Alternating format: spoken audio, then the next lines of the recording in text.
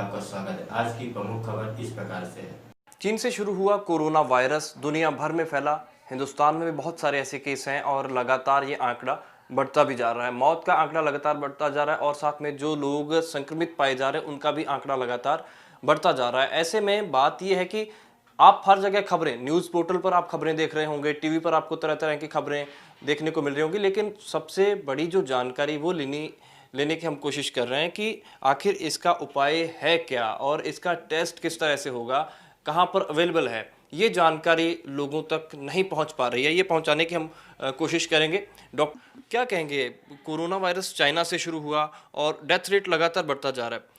संक्रमण हो रहा है माउथ की वजह से हो रहा है या कोई टच करता है उसकी वजह से भी होता है, ये लोग जानना चाह रहे हैं। दोनों तरफ से हो रहा है।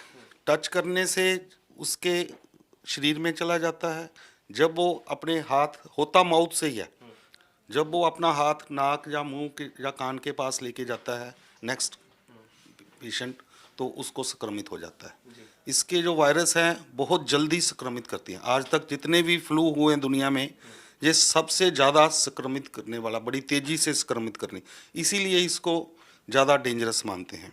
बाकी फ्लू भी होते रहते हैं दुनिया में। इन्फ्लुएंजा बहुत सिरदर्द बना रहा अमेरिका यूरोप के लिए। स्पेनिश फ्लू था, उसमें बहुत सारी डेथ हुई। इसमें डेथ रेट अभी इतना नहीं है, बट इसका जो संक्रमित की आउटफ्लो है बहुत बहुत ज़्यादा तेज़ी से, इसीलिए इसको कहते हैं कि बहुत ज़्यादा ये डेंजरस है। हमको ये ब्रेक डाउन करना चाहिए, 14 दिन के लिए क्वारंटाइन करना चाहिए ताकि ये चेन टूटे।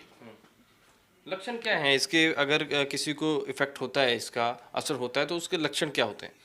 हाँ, बहुत बढ़िया आपने प्रश्न पूछा। लक्षण इसके सबसे बड़ी जो इसमें बात है, 14 दिन का इसका विंडो पीरियड है। जब किसी को संक्रमित होता है उसको 14 दिन कोई सिम्टम नहीं होते। उस 14 दिन में अगर उसके कांटेक्ट में कोई दूसरा इंसान आता है तो वो जाने अनजाने में उसको भी संक्रमित कर देगा। इसके जो लक्षण 14 दिन के बाद शुरू होते हैं, सबसे पहले सिर दर्द, बुखार, आँखों का लाल होना, ड्राई कफ। उसके बाद ये सीधा रेस्पिरेटरी सिस्टम पे अटैक करता है, तो बॉडी में बहुत सारे केमिकल रिलीज़ होते हैं, तो जो कि बहुत ज़्यादा फैटल हैं हमारी बॉडी के लिए। सबसे ज़्यादा अफेक्ट करता है, ये निमोनिया कर देता है, लंग्स को अफेक्ट करके उसमें पानी भर जाता है। उसके बाद ये हार्ट पे अफेक्ट करता है, तो पेशेंट फैटल कर देता है पेशेंट को। तो सबसे पहले मेन सिम्टम जो है dry cough. Any patient having dry cough, fever, headache, आँखों में पानी लाल रंग का होना, तो हमको इमीडिएटली डॉक्टर के पास कंसल्ट करना चाहिए। पर क्वेश्चन ये है कि डॉक्टर के पास जाए तो जाए कहाँ, उसको हम कैसे डिफ्रेंशिएट करें कि ये सिंपल कॉमन कोल्ड है कि कोरोना है। उसके लिए बात है टेस्ट की। हमारे अभी तक इसका कोई भारत सरकार के पास अपना कोई टेस्ट करने का निजात नहीं निकली। भारत क्या, दुनिया के पास नहीं निकली। सिर्फ एक ही टेस्ट है, पीसीआर स्टडी। वो पीसीआर अमेरिका या चाइना वालों ने, कुछ कंपनियों ने, 2-3 कंपनियां हैं, कैथ है, मॉलिक्यूलर लैब है, एक फ्रेंच फिशरमैन है शायद, ये 3 कंपनियों ने पीसीआर स्टडी बनाई है। बट उसकी कॉस्ट इतनी ज़्यादा है, जो गवर्नमेंट को कॉस्ट करती है वो रफली 1500 से लेके 3000 रुपया पर टेस्ट उसकी कॉस्ट गवर्नमेंट को पड़ती है। दूसरा क्वेश्चन ये है कि जो कॉस्ट तो चलो गवर्नमेंट बियर कर लेगी आने वाले टाइम पे, अवेलेबिलिटी, वो किट्स की अवेलेबिलिटी क्या अपने पास अवेलेबल, ओवरऑल इंडिया की हम बात करें तो क्या इंडिया के पास किट्स अवेलेबल हैं या कितनी किट्स हैं, इसके बारे में कोई जानकारी है? जो मेरी जानकारी है, इंडियन गवर्नमेंट को 80 के 90,000 किट्स मिली थी, जो इन्होंने अपनी 46 या 47 गवर्नमेंट जो बड़ी बड़ी लैब्स है, सारे हिंदुस्तान की बात कर रहा हूँ, उन्होंने उसको डिस्ट्रीब्यूट कर दिया था। तो उसमें आप देख लो कि संक्रमित कितने बंदे हो रहे हैं, उसमें से हम किसका टेस्ट करेंगे। पहले तो सिर्फ पूना में था, आईसीएमआर एक संस्था है वो चलाती थी। अब इन्होंने पंजाब में, नॉर्दर्न इंडिया में पीजीआई के पास है। अब सुनने में आया है कि अमृतसर मेडिकल कॉलेज और पटियाला में भी इन्होंने लैब्स खोली है। बट लैब्स तो खोल देंगे, लैब्स तो बहुत सारी प्राइवेट लैब्स भी अच्छी अच्छी हैं, NABL एक्रेडिटेड लैब्स हैं। क्वेश्चन ये है कि किट्स की अवेलेबिलिटी नहीं है। आज सुबह मेरी 3 बात हुई थी दिल्ली में, जो सबसे बड़े डीलर हैं एबट के, रोश के, अभी रोश का ही मेरे को फ़ोन आ रहा था, रोश वालों से भी बात हुई थी। वो कहते हैं कि किट्स ही नहीं है। जो 3 कंपनियां बनाती हैं उनसे साथ भी कांटेक्ट लोगों ने किया है, भारत सरकार ने भी किया है। अभी तक उनको एफडीए अप्रूवल ही नहीं मिली। एफडीए अप्रूवल नहीं मिली, प्लस किट्स की अवेलेबिलिटी नहीं है। सुबह सुबह कल हमारे हर्षवर्धन जी ने जो दिन रात लगे हुए हैं बेचारे, हेल्थ मिनिस्टर, उन्होंने अखबारों में दिया था कि हम प्राइवेट लैब्स को भी अलाउ कर रहे हैं। बट थिंग इज़ की किट्स ही नहीं अवेलेबल, प्राइवेट लैब्स वाले भी क्या करेंगे। अगर किट्स नहीं है तो फिर किस तरह से, मान लीजिए जिस तरह से आंकड़ा, तरह से होगा अगर इन लोगों ने जो संक्रमण आगे फैला होगा, मान लीजिए एक बंदा कहीं बस स्टैंड से भी होकर गुजरता है, ये तो फिर संक्रमण तो आगे से आगे फैलेगा। तो वो फिर उन लोगों की जांच के लिए किट्स तो अवेलेबल नहीं है, क्योंकि 80-90 हज़ार आपने बताया कि काउंटिंग आपके बारे में आपको जानकारी कि 80 से 90 हज़ार के करीब किट्स अवेलेबल हैं इंडिया में।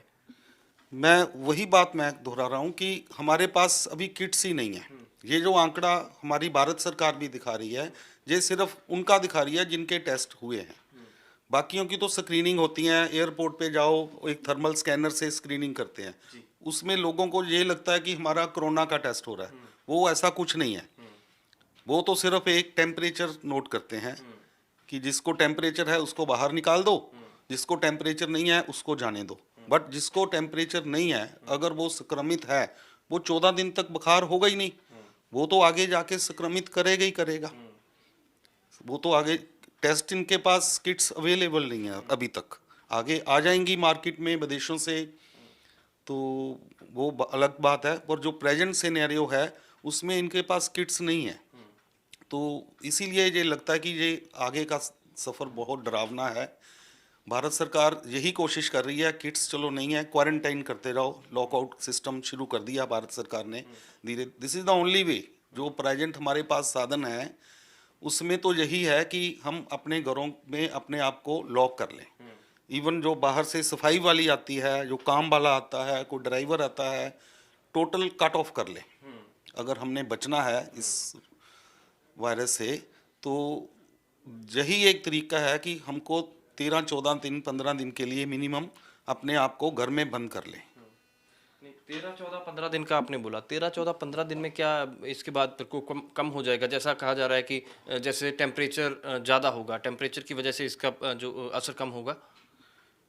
टेम्परेचर का कोई अभी तक प्रूफ नहीं है। अगर मैं आपको छोटी सी एग्जांपल देता हूँ, सबसे ज़्यादा केसेस महाराष्ट्र में है, पुणे में है, महाराष्ट्र में मुंबई और पुणे में है। पुणे में आज का टेम्परेचर 37 डिग्री है, मैं अभी देख रहा था।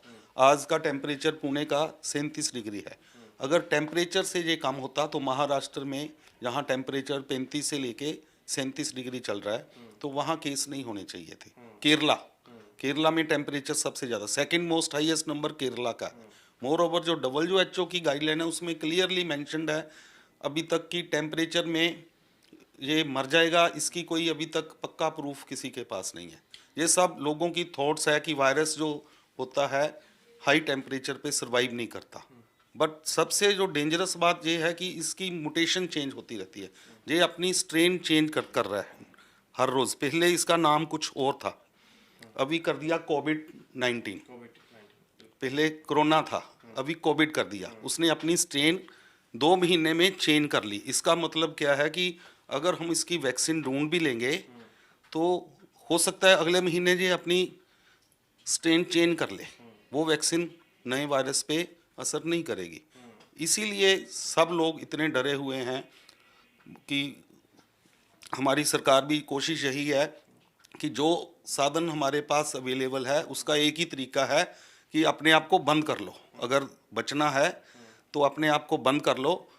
15 दिन में सिर्फ जो WHO की गाइडलाइंस है उसमें वो ये कहता है, WHO उसने थ्रेटन जो किया है, जितने भी बड़े बड़े साइंटिस्ट हैं दुनिया के या WHO, उसने थ्रेटन किया है इंडिया को कि इंडिया में जब ये इटली जैसा हाल शुरू हो गया तो इंडिया में कंट्रोल नहीं हो पाएगा। कि एक तो पॉपुलेशन क्राइसिस है, दूसरा लोगों को अवेयरनेस नहीं है, तो वो इंडिया में, दैट्स वाई हमारी सरकार जो लगातार प्रयास कर रही है कि सब चीज़ें बंद करके इसको फैलने से, अभी सेकंड स्टेज में है ये। सेकंड स्टेज से जब तीसरी स्टेज में जाएगा फिर थिंग्स बिकम वेरी हॉरिबल, वो आउट ऑफ कंट्रोल हो जाएंगी तीसरी स्टेज में। कुछ लोग ये भी कहते हैं कि मास्क लगा करके आप रखेंगे तो आप अपने आप को सेफ रहेंगे, ठीक है ये तरीका वैसे सुरक्षित है? बिल्कुल नहीं, मास्क की आम लोगों को ज़रूरत नहीं है। नंबर एक, मैंने अपनी लैब के स्टाफ के सारे मास्क उतरवा दिए। उसका मैं आपको रीज़न बताता हूँ। एक तो मास्क की कालाबाजारी हो रही है उस बहुत ज़्यादा। 5 रुपए वाला मास्क था वो 25 रुपए में बिक रहा है। मेरे सहयोगी ने लगा रखा है जो मास्क। डॉक्टर साहब ये मास्क जो है आज ही खरीद करके लाए हैं। ये मास्क हाँ 30 रुपए का है। इसकी कीमत 3 से 4 रुपए है। ये मास्क जो मेरे हाथ में है सेम ही ये है, खरीद करके लाए हैं। ये हमें 25 रुपए का मिला है। हाँ और इसकी यूटिलिटी कोई नहीं है। सबसे बड़ी बात, ये जो मास्क है इसकी लाइफ है 2 से 3 घंटे। ओके या तो हम 2 से 3 घंटे बाद इसको बदलें, जो हमारे पॉसिबल ही नहीं है। दूसरा, हम लोग क्या करते हैं, एक मास्क लेते हैं, उसको 24 घंटे 3 दिन 2 दिन लगाते रहते हैं। तो इसके साथ क्या है कि इसको हाथ भी मैं लगा रहा हूँ, देखो ऊपर नीचे। अगर मेरे को कोई बंदा आया, मैं उसके साथ किया, ये मास्क तो इटसेल्फ ही इन्फेक्ट हो गया। मास्क लगाने की उसको ज़रूरत है, जैसे हेल्थ वर्कर, डॉक्टर, जिसने डायरेक्ट पेशेंट के साथ इंटरेक्शन करनी है, उसको मास्क की ज़रूरत है, ताकि उसके जो छोटे छोटे सांस में से कीटाणु डायरेक्ट उसको संक्रमित ना कर दें। अदरवाइज मास्क की कोई ज़रूरत नहीं है। जैसे लोग सड़कों पे घूम रहे हैं मास्क लगाने से। दूसरा, ये मास्क यूज़लेस हैं। उसमें एक NB90 NS90 है, उसमें वो कहते हैं कि कोरोना के वायरस पास नहीं होते। वो मास्क 200 रुपये 150-200 रुपये का है। सो आम आदमी की पहुंच से बाहर है। तो मेरे हिसाब से मास्क लगाने का बिल्कुल ही फ़ायदा नहीं है। हाँ, अपने हाथ बार बार वॉश करो, क्योंकि हाथों से मुंह में जाएगा, कहीं से भी संक्रमित होता है।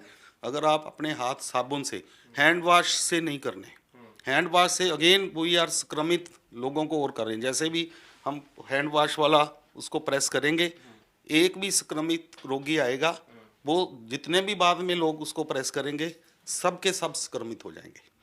सो बेटर ये है कि एक तो अल्कोहल मिक्स सैनिटाइज़र यूज़ करो। ये वाला सैनिटाइज़र जो अल्कोहल वाला है, this is the best. Doctor साहब एक ये भी चीज़ कही जा रही है कि अल्कोहल से, शराब की वजह से भी इसके जो कीटाणु वो मरते हैं। ये सोशल मीडिया पर काफ़ी चल रहा है, ये लोगों को जरूर क्लियर कर दें। ये सब शराब पीने वालों को पीने का बहाना चाहिए।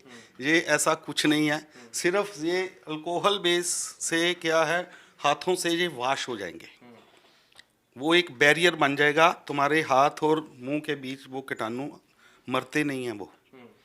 बाकी दिस इज़ ऑल नॉनसेंस। जो लोग ये बोलते हैं कि दारू पीने से ये वायरस मर जाएगा, ऐसा कुछ नहीं है। लोगों को गलतफहमी है। उसी गलतफहमी के कारण हम लोग सब संक्रमित होते जाएंगे। मेरा सभी निवासियों से, जनता से, भारत की जनता से ये अपील करता हूँ कि ये अफवाहें मत फैलाएं, अपने आप को बचाएं, ताकि लोगों का भी भला हो सके। काला बाजारी बंद होनी चाहिए। तो डॉक्टर साहब एक आखिरी सवाल लूँगा आपसे कि इलाज क्या है, संभव क्या है, क्योंकि जो लोग सस्पेक्ट हैं उन लोगों की जांच हो रही है और इसी को लेकर के अफवाहें बहुत सारी अफवाहें भी फैल। इलाज वाकई में इलाज क्या है, ये आखिरी सवाल है मेरा। अभी तक इसका कोई इलाज नहीं है। अभी प्रोफाइलेक्टिकली वैक्सीन क्लेम कर रहे हैं, जर्मन वाले भी कर रहे हैं, अमेरिका वाले भी कर रहे हैं, चाइना वाले भी कर रहे हैं। बट एक बार जिसको हो गया, उसमें बॉडी की इम्यूनिटी बनेगी, अपने आप बनेगी। उसमें जो यंग बंदे हैं उसकी इम्यूनिटी अच्छी होती है। आप देखो, पिछला डाटा निकाल के देखो, अगर एज वाइज इसमें जितनी डेथ हो रही हैं, ज़्यादा 60 से प्लस हो रही हैं। ये जो लोग, ये भी बताया जा रहा है कि जो लोग रोगी हैं पहले से, उन पे असर ज़्यादा की इम्यूनिटी कम है। जिनको डायबिटिक है, हाइपरटेंशन है, या किसी की कैंसर का पेशेंट है, उसकी ऑलरेडी इम्यूनिटी कम है। तो हो क्या रहा है कि बॉडी में जब इसके रिएक्शन होता है, वो झेल नहीं पाता, उसके लंग्स काम करने बंद कर देते हैं। तो उसके वजह से अपनी इम्यूनिटी बढ़ाएं, योगा करें, घर में लोगों से मिलना जुलना बंद करें। यही एक तरीका है। ये वायरस धीरे धीरे ऑटोमेटिकली कमज़ोर हो जाएगा, लोगों में धीरे धीरे इसकी इम्यूनिटी बन जाएगी। आप अगर पिछला रिकॉर्ड देखो, आज से 100 साल पहले 1918 में वर्ल्ड वार 1 के बाद कुछ अमेरिकन सैनिक जब भारत छोड़ के गए, तो वो एक स्पेनिश फ्लू, वो भी वायरस था, कुछ लोगों को था, वो जाते जाते इधर संक्रमित कर गए। उसके बाद वो ऐसा दौर चला, अकेले भारत में ही जो डाटा है उपलब्ध गूगल पे, 2 से 2.5 करोड़ बंदा भारत में डेथ हुई। टोटल डेथ तब 5 करोड़ के आसपास हुई थी। तो ये थोड़े कि इलाज नहीं हुआ, उसके बाद वो वायरस कमज़ोर पड़ गया धीरे धीरे, कुछ लोगों की इम्यूनिटी बन गई, बट एक बार वो पूरे का पूरा कारवां चला और कितने लोगों की जानें रील करके ले गया। बट अब 100 साल पहले और अब में बहुत फ़र्क है। अब हमारे पास साइंस बहुत तरक्की पे है, तो हम भगवान से प्रार्थना भी करते हैं और कोशिश भी ये है सब लोगों की कि इसकी वैक्सीन जल्दी से जल्दी निकल आए ताकि लोगों की जान बच सके। बट अपील फिर वही है कि इसको लोग लाइटली मत लें, अपने आप को घर में बिल्कुल कैद करके रखें ताकि ये और लोगों को संक्रमित ना हो। नहीं, अभी सिर्फ पीजीआई में है। यही तो विडंबना है हमारे पास कि इतने साधन नहीं है। कि मेरा ये पर्सनल ये मानना है कि केसेस ज़्यादा हैं, उनकी जांच नहीं हो रही, तो वो डाटा उपलब्ध नहीं प्रॉपर हो रहा, इसीलिए कम दिखा रहे। अभी आप जो विदेशों से 365 या 417 शायद पैसेंजर थे जो बाहर से आए थे, उनको सरकार ढूंढ रही है। एयरपोर्ट पे उनकी चेकिंग ही नहीं हुई, वो स्क्रीनिंग ही नहीं हुई, वो निकल गए। उनमें से अगर 5 बंदे भी संक्रमित हुए तो वो तो लोगों को करेंगे ही करेंगे,